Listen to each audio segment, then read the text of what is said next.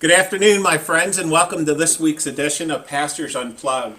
Today I happen to be in the Heritage Room at our St. Peter's campus of the UPG of the parish, and I came to this room for a specific reason. It's because out of all the spaces in all of our campuses, this is one of the most holy spaces for myself personally, because it's within the walls of this room that's called the Heritage Room that rests the story of all the saints who have come before us. Within the walls of this, we have all of the interns that have gone on to ordain ministry. We have the histories of so many of our communities of faith all within this building.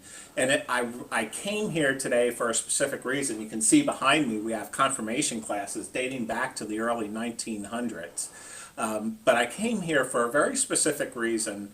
Many times when we think of the history of our church, we kind of think of how strong-minded the people were and how they persevered through times and places. But you know what we don't often think about is just the level of flexibility that those faithful disciples who came before us possessed. I just want you to think about this for a moment. St. Peter's campus of the UPG was established in the 1860s, and in the 1860s, St. Peter's allowed all these various immigrants to come into their worship space, and then they splintered off, and guess what?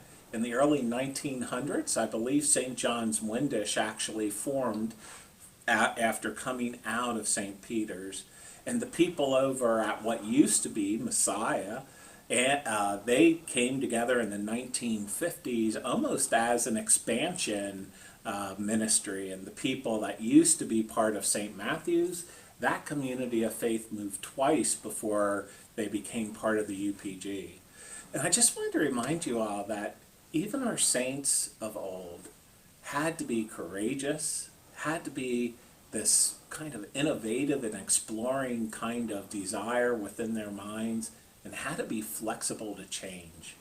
Change. I know, it's hard to deal with, right? Change, it makes us uncertain of everything that's going on.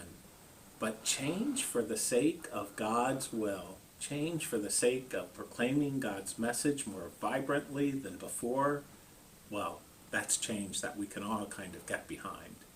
And so today I wanted to remind you that during this pandemic, we were out of control. None of us wanted to be in this time of pandemic, but during this pandemic, the leadership of our community of faith saw fit to take that opportunity to embrace some changes.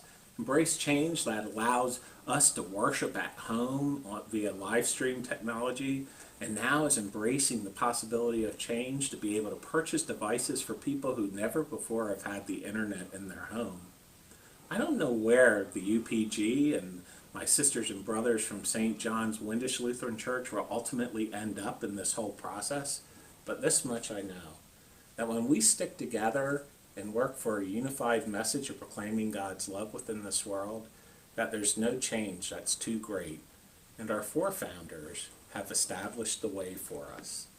Until next week, this is this week's edition of Pastor Unplugged.